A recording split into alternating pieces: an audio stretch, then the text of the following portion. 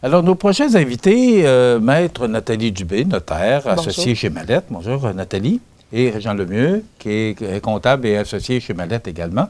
Salut, Régent. Salut, là, vous commencez à être des habitués de la place. Oui, un petit peu, effectivement. Oui, puis même Nathalie pourrait maintenant me remplacer parce que c'est elle qui animait hier la soirée de la relève Mallette. Bravo, Nathalie. Merci. Ça vous tenterait pas d'animer une émission là, pour peut-être remplacer une Marielle? après-carrière, là, je viendrai faire les nouvelles du matin.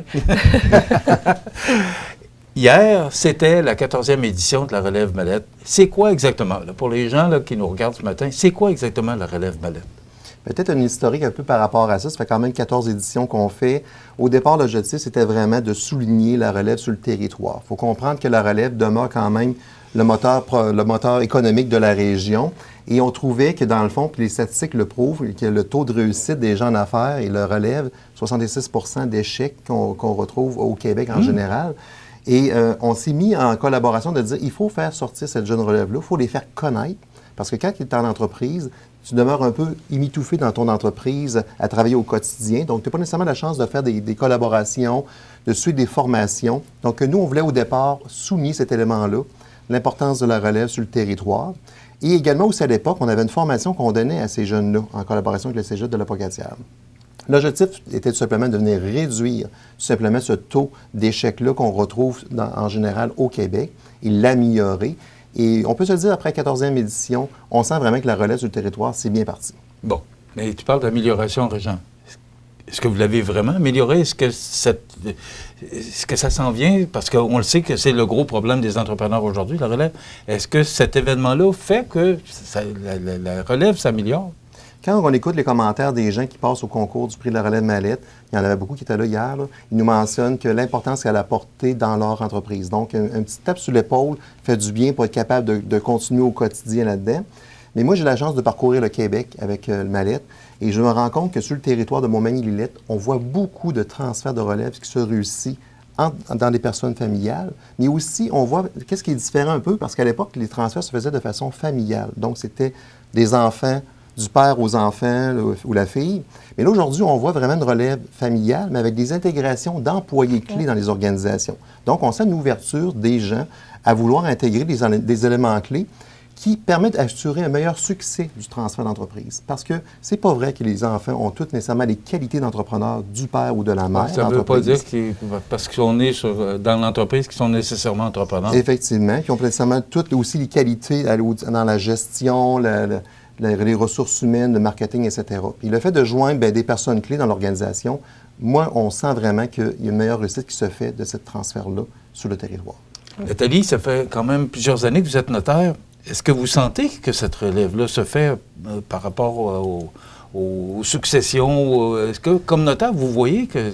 Bien, effectivement, dans les transactions, on voit de plus en plus, justement, d'employés clés pour appuyer ce que Régent va dire aussi. Puis même le prix de la relève, oui, c'est un événement, remise de prix, tout ça, mais ça permet de rassembler des entrepreneurs qui n'oseraient pas, des fois, aller chercher des conseils auprès de professionnels, auprès de collègues entrepreneurs. Donc, ça permet de briser l'isolement.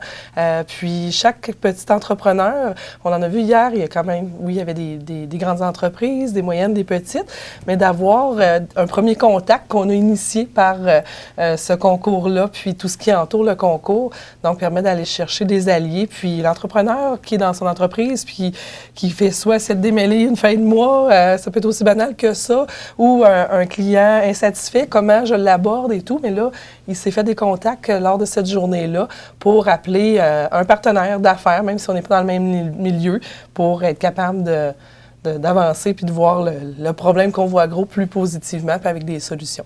Est-ce que c'est principalement les entreprises familiales qui assurent leur relève? Est-ce que les propriétaires de famille là, sont ouverts à ça, de passer l'entreprise à la famille? De plus en plus. Vous disiez que ce n'était pas nécessairement, c'est pas automatique. C'est pas automatique, effectivement. C'est sûr qu'il y a une ouverture. Il y a une plus grande ouverture. C'est sûr que l'entrepreneur, au départ, veut s'assurer que peut-être la relève prenne ça. Donc, il y a toujours une porte, premièrement, qui est ouverte à la famille en premier. Ça, je vous dirais, c'est d'emblée. Je dirais, c'est peut-être un peu familial. On leur dit, j'aurais le goût que mon enfant reprenne la relève d'entreprise. Mais maintenant, aujourd'hui, les gens se rendent compte que, dans le fond, l'ouverture à vendre à l'externe pour assurer la pérennité de l'entreprise dans le secteur demeure demeurent des éléments intéressants. Donc, c'est normal qu'on voit des entreprises qui sont vendues à des gens étrangers, mais qui demeurent quand même sur le territoire. Donc, ça, c'est vraiment intéressant. Ou des fois, c'est vendu aux États-Unis également aussi, mais ça fait que l'entreprise, on prend l'exemple Garant. Aujourd'hui, Garant est quand même très solide à Saint-François, même si maintenant, c'est des intérêts qui arrivent des États-Unis qui sont actionnaires de cette entreprise-là. Donc, il faut avoir l'esprit d'ouverture en lien avec ça. OK. Et dans le fond, des deux personnes que vous êtes, notaire et comptable, vous êtes directement reliés près de l'entreprise. Vous êtes service conseil aussi, parce que c'est vous autres qui conseillez les entrepreneurs à assurer sa relève. Vous avez un grand rôle à jouer, vous deux. Oui, bien dans le fond, on a fait, au niveau de Mallette, s'est donné vraiment comme moteur économique de dire on doit s'occuper de la relève sur le territoire. On a monté une équipe en conséquence de ça. L'arrivée de Nathalie au sein de l'organisation comme au niveau juridique, notaire, était en lien de s'assurer du transfert, donc de former une équipe en mesure de répondre à ce transfert-là. Donc, ça prend un comptable, ça prend un fiscaliste, ça prend le notaire pour être capable de faire la transition juridique en lien avec ça. On s'est doté d'équipes pour être capable de le faire. Et on joint par la suite de ça des gens qui arrivent de notre équipe de Québec qui viennent nous aider à épauler ce transfert-là. Donc, on s'est vraiment monté un pôle, comme un pôle de hockey, là, un pôle pour être capable de répondre, une équipe pour répondre à ce transfert-là qu'on considérait super important. Mais c'est un enjeu important, les services juridiques. Moi, j'ai vu arriver, nous autres, on est les voisins de Mallette, là.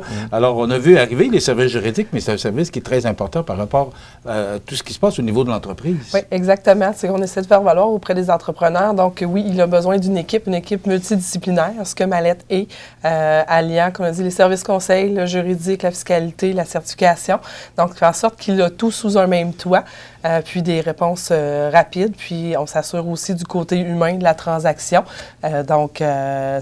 Chaque profession a ses forces et ses faiblesses, puis en étant tous ensemble, les 4 services principaux.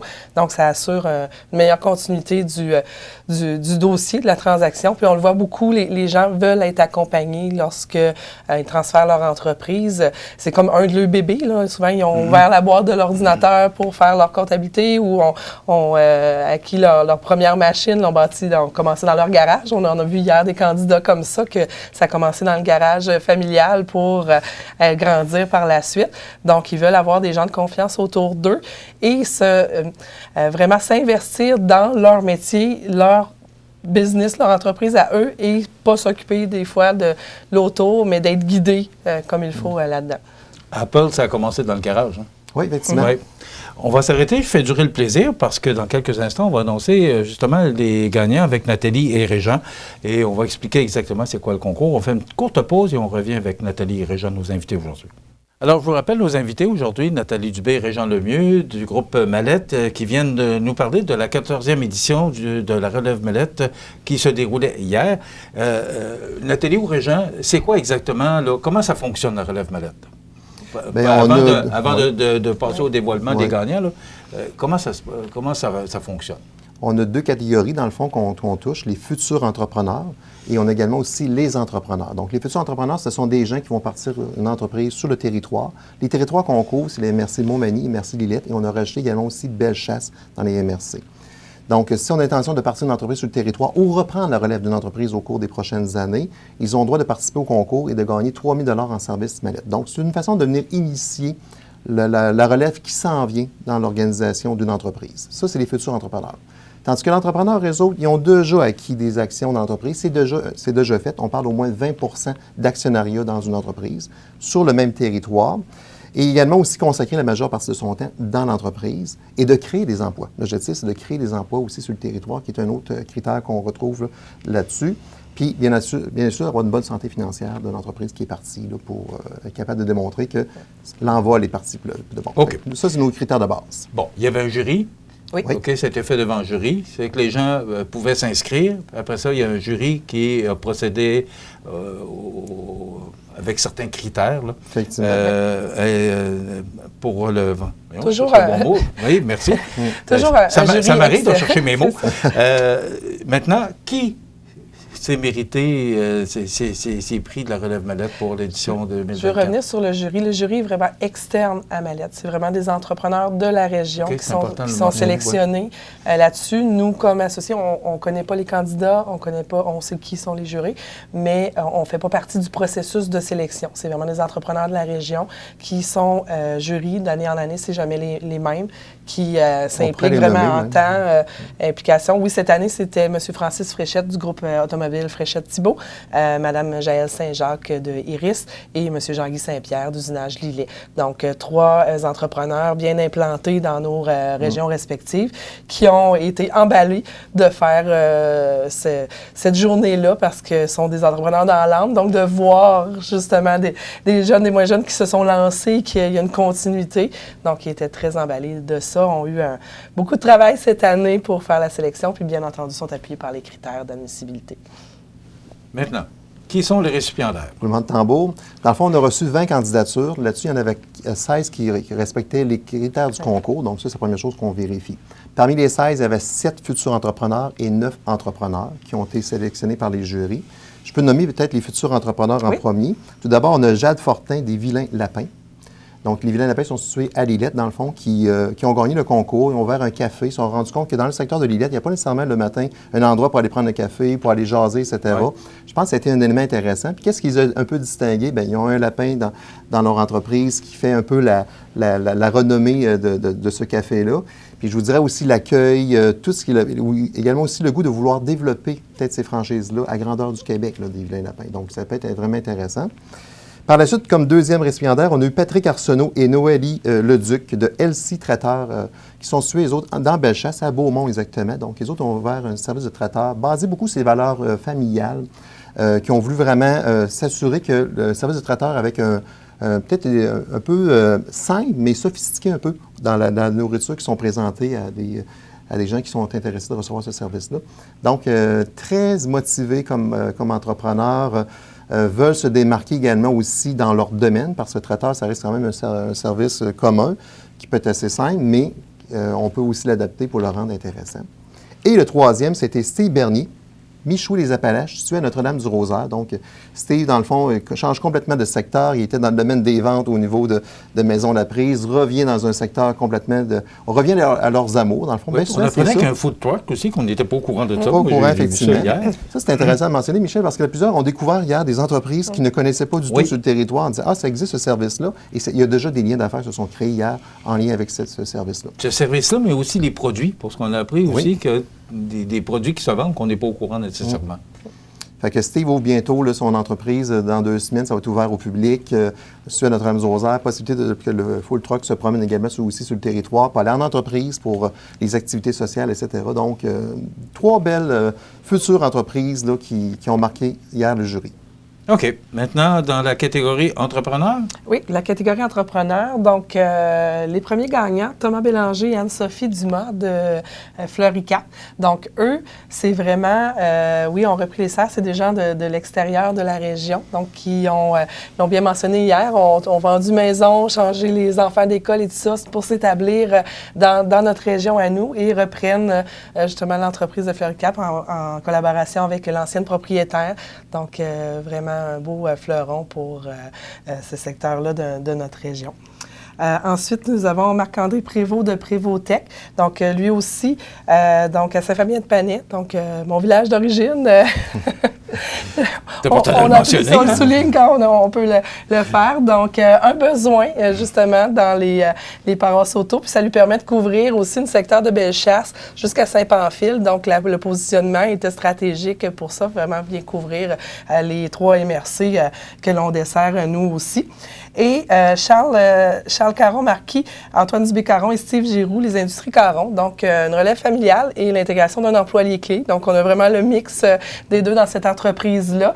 Et ce fut quand même un bon processus pour cette relève. Donc, les 2 pères qui étaient là, employés clés, donc devaient être accompagnés parce qu'on sait, lorsqu'on parle de relève familiale, donc il faut que la génération d'avant laisse la place à la nouvelle génération et qu'il y ait des points communs et une entente pour la bonne continuité. Donc, ils ont réussi leur pari dans les Industries Caron. Mais j'étais content de voir les industries Caron parce que c'est vraiment, quand on parle de prix de la relève, c'est vraiment un exemple. Oui. Puis qu'est-ce qui a permis de créer une attention au jury par rapport à l'industrie Caron? C'est qu'ils veulent emmener l'entreprise ailleurs également aussi. Donc, c'est bien beau de faire un transfert d'entreprise, assurer la transition, c'est une chose, mais qu'est-ce qui est assuré? C'est la chimie entre les trois, donc des éléments différents qui créent une chimie d'équipe intéressante, mais de vouloir emmener l'entreprise ailleurs également aussi. Industrie Caron 2.0, c'est ça qu'ils veulent faire.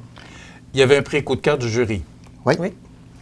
Gabriel, dans le fond, qui a gagné le prix coup de cœur du jury, c'est au transport agricole JBL, qui se situe à Saint-Jean-Port-Joli, qui font le transport de chaux. Donc, l'étendage de chaux. Jeune homme, dans le fond. Il reprend la relève familiale de sa mère. Dans le fond, on est rendu à la 3e génération. De son père à la fille Isabelle. Maintenant, le fils reprend l'entreprise. Donc, 3e génération dans cette entreprise familiale-là. Ils font le transport d'animaux, également aussi l'étendage de la chaux sur le territoire de la MRC de Saint-Jean-Port-Joli, également aussi le Bas-Saint-Laurent. OK. C'est important de mentionner, Nathalie Régent, c'est que vous aviez plusieurs partenaires, collaborateurs, puis il y a des prix en argent qui sont décernés, des prix en service du groupe Mallette. Donc, ces entreprises-là méritaient ces prix-là. Oui, effectivement. C'est important de le mentionner. Dans le fond, peut-être mentionner que pour les entrepreneurs, le prix gagné, c'était 5 000 $. Donc, 3 000 $ en argent et 2 000 $ en service Mallette. Quand même. Et pour les futurs entrepreneurs, c'était 3 000 $ en service Mallette parce qu'on sait qu'ils ont besoin de beaucoup plus de services lorsqu'ils partent de leur entreprise. OK. Et ça, c'est en collaboration avec une panoplie de collaborateurs. Fait qu'on a quand même plusieurs partenaires. Je ne sais pas si on peut les nommer ou... rapidement, oui. Rapidement, 60 secondes. Donc, mais en tout cas, tout à fait. Dans le fond, les institutions financières, on parle de RBC, Desjardins, Banque de développement du Canada. On parle aussi de la MRC de Lillette, Investissement Québec, Desjardins Capital, Banque nationale, le Fonds régional de la FTQ. On parle de CLD de Montmagny, Bernard Généreux, CAE de Montmagny-Lillette. Et on a des collaborateurs, donc le CMA TV qui fait partie des collaborateurs, les journaux, etc., qui sont collaborateurs d'événements. Ça démontre vraiment l'importance que le milieu des affaires, dans le domaine de l'institution des financières, reconnaît à ce prix-là. L'ensemble va être Je pose la question aux deux en quelques secondes. Êtes-vous content, êtes-vous satisfait là, de la réponse des gens qui s'inscrivent? Et puis, est-ce que ça rejoint vraiment les objectifs du groupe Mallette? Oui, vraiment, il y a un bel engouement. Puis, on mentionne aussi que ce n'est pas seulement de nos clients. Là, donc, c'est vraiment ouvert à tous les entrepreneurs de la région. C'est important de le mentionner. Ce n'est pas seulement des clients de Mallette, c'est ouvert à tout le monde. Oui. C'est ouvert à tout le monde. Des entrepreneurs de la région fait justement du beau maillage. C'est un bel événement hier également. On a des occasions encore, mais moins depuis la pandémie, donc de se retrouver entre entrepreneurs. Donc, c'est vraiment intéressant. Puis, on a vraiment dit à l'an prochain, hier soir, il y aura une 15e édition. Donc, tout le monde est très motivé et animé. Puis, ça vient donner une source d'énergie pour poursuivre jusqu'aux vacances d'été. Des fois, après la période d'impôt et tout ça, on a une petite baisse, mais le prix de la relève vient nous donner un boost d'énergie en voyant tous ces beaux entrepreneurs-là avec plein de projets. Régent, rapidement. Rapidement, dans le fond, à tous les années, on se remet en question ce qu'on le refait parce que c'est quand même beaucoup d'énergie. Mais des commentaires qu'on reçoit, autant des partenaires que des gens qui participent au concours, on voit vraiment l'importance de maintenir ce concours-là dans le territoire, puis également aussi assurer la formation de ces jeunes-là. Puis, donc, on est très fiers de ça. Bravo, félicitations à vous pour cette 14e édition. Et je comprends qu'il y en aura une 15e, donc surveillez, on va sûrement en parler sur nos ondes. Bravo, félicitations. Et Nathalie, Merci. encore, il y a un poste ouvert là, comme animatrice à CMA TV. Vous avez bien fait ça. Nathalie Dubé, qui est notaire du groupe Mallette et associée aussi, j'ai appris ça hier, associée du groupe Mallette. Oui. Et Régent Lemieux, qui est comptable et aussi associé chez Mallette. Ça complète pour la relève Mallette.